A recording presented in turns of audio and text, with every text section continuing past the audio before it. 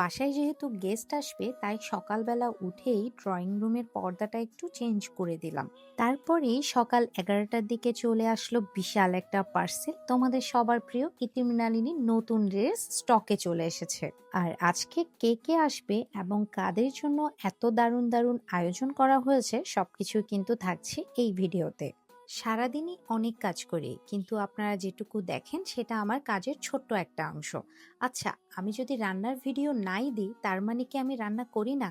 আর ভাত খাওয়ার ভিডিও না দিলে কি আমি ভাত খাই না? কিন্তু কত সহজেই আপনারা গসিপ করেন কিংবা কমেন্ট করে যান, পাপড়ি শিকদার তো শুধু ঘুরে বেড়ায়, প্রমোশন করে, রান্না আবার কবে করে? যাই হোক, আজকে আমার বাসায় খুব প্রিয় কিছু মানুষ আসবে, তাই ভাবলাম আজকের সব রান্না নিজের হাতেই করব। তবে আরেকটা বিষয় শেয়ার না করলেই নয়, তোমাদের দাদা কিন্তু সবসময় আমার পাশেই থাকে। রান্নায় সে খুব একটা এক্সপার্ট না হলেও সালাদ কাটার দায়িত্বটা সে খুব সুন্দরভাবে সামলে নেয়। এই কাজটা শুধু ওরই।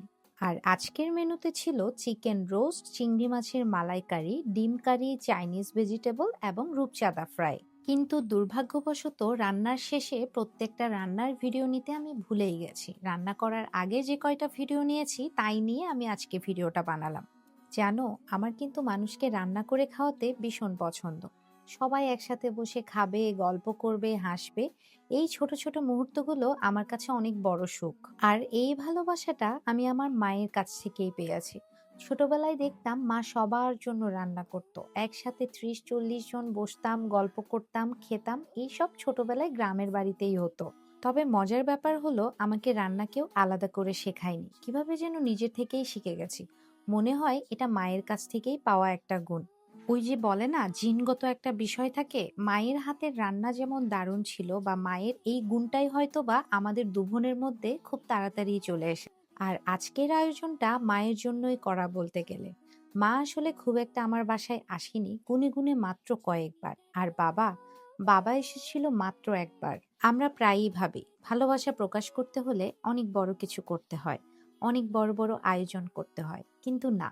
পরিচিত কিছু মানুষ, নিজের হাতে রান্না করা খাবার আর একটু সময়, এতেই একটা দিন মনে রাখার মতো হয়ে যায়।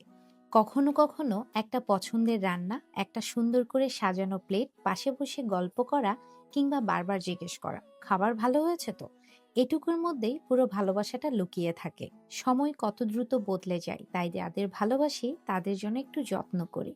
কারণ একদিন হয়তো এই সাধারণ দিনগুলোর দিকেই তাকিয়ে মনে হবে এটাই ছিল জীবনের সবচেয়ে সুন্দর সময়।